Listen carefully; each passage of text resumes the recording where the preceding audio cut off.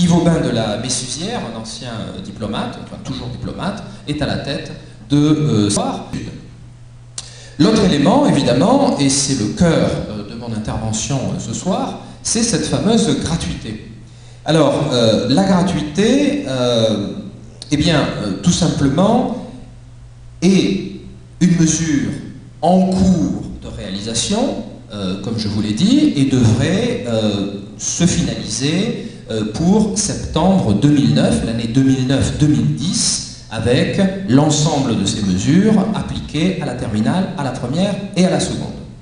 Alors, le président de la République a déclaré il y a très peu, je vais regarder la date exacte, le 29 février 2008, a déclaré devant la communauté française d'Afrique du Sud à Johannesburg que cette mesure de gratuité serait étendue progressivement jusqu'à la maternelle. Alors, je veux pallier à tout enthousiasme excessif et précipité, il n'a donné aucun calendrier pour l'étendue et le rythme de développement de cette mesure.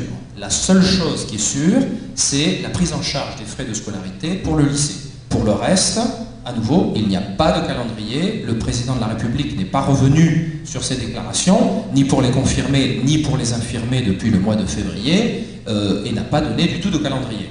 Si cela devait se faire au rythme d'une année scolaire par an, eh bien, écoutez, j'ai fait les calculs, je crois que ça nous amènerait à 2015. On peut penser qu'en 2015, M. Sarkozy ne sera plus président de la République et que cette mesure, donc, ne serait peut-être pas appliquée, en tout cas par lui. Donc, cette mesure ne doit pas créer d'illusions prématurées sur son application. Seul le lycée est pris en compte. Quelles sont les modalités de cette application de la prise en charge pour donc les lycéens? Eh bien, la résidence, il faut vivre près, c'est-à-dire dépendre d'un établissement scolaire homologué par l'Éducation nationale et offrant donc ce lycée. Vous devez donc, au moment où vous faites cette demande, avoir une preuve de résidence, une facture de téléphone, une facture d'électricité, un bail de location. Il faut que vous soyez en règle avec les prestations sociales en France. Il va sans dire que vous ne pouvez pas bénéficier de cette gratuité ici et recevoir par exemple les allocations familiales en France. Ça n'est évidemment pas possible.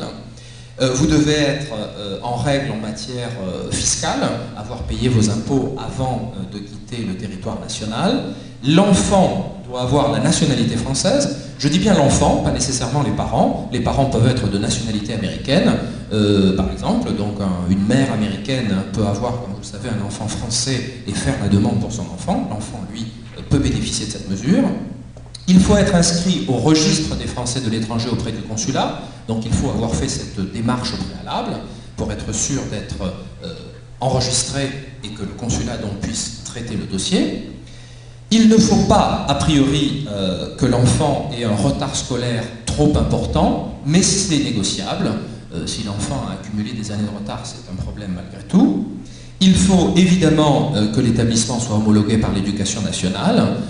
On ne peut pas, par exemple, prétendre à cette mesure si l'enfant est scolarisé dans un établissement américain ou que l'établissement suit le baccalauréat international dit de Genève. Non, il s'agit d'un établissement français préparant au baccalauréat français. Et il faut que l'enfant français soit dans cette filière-là.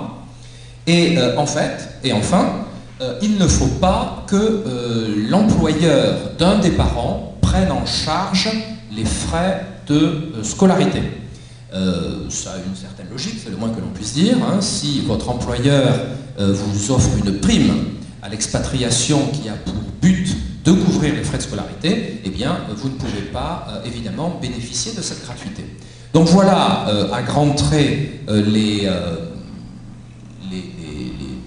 éléments d'application et de modalité. Je vais ajouter deux choses. C'est que si vous avez un enfant qui est en terminale, en première à partir de septembre prochain ou en seconde à partir de septembre 2009 et d'autres enfants dans le système scolaire français, eh bien, si vous faites une demande de bourse, eh bien, vous devez signaler l'existence de l'ensemble de la fratrie. Alors évidemment, le système des bourses accordera donc cette prise en charge pour l'aîné qui se trouve au lycée, mais tiendra compte du fait que vous avez des bien plusieurs enfants. Si vous avez 2 enfants au lycée et 1 enfant en collège, vous avez quand même 3 enfants. Donc cela doit être signalé. L'autre chose qui est intéressant à noter, c'est qu'il n'y a pas de plafonnement. C'est-à-dire que cela veut dire plusieurs choses pratiques pour nous. Ça veut dire, 1, que vos revenus ne sont pas pris en considération, comme en France, si j'ose dire. C'est-à-dire que, quels que soient vos revenus, vous bénéficiez de cette prise en charge, mais qu'il n'y a pas non plus de plafonnement au regard des frais d'inscription demandés par l'établissement. Donc c'est bien l'intégralité des frais de scolarité qui vous sont demandés par l'établissement qui sont pris en charge. C'est la moindre des choses, j'allais dire. Ce serait incohérent que le président de la République parle de gratuité et qu'il impose un plafonnement soit à certains établissements, soit à certaines familles. Dans ce cas-là, ça ne serait plus de la gratuité. Ça serait certes une prise en charge, c'est le terme administratif, mais le président de la République, évidemment, et le moins que l'on puisse faire, c'est prendre au mot l'expression utilisée par le président de la République, eh bien, a fait en sorte que l'administration s'en tienne à ce que lui-même voulait que cette mesure soit. Alors, on peut déjà, alors que nous sommes au mois de mai 2008, eh bien, on peut déjà faire une sorte de bilan de cette première campagne de l'année donc 2007-2008 pour la prise en charge en terminale.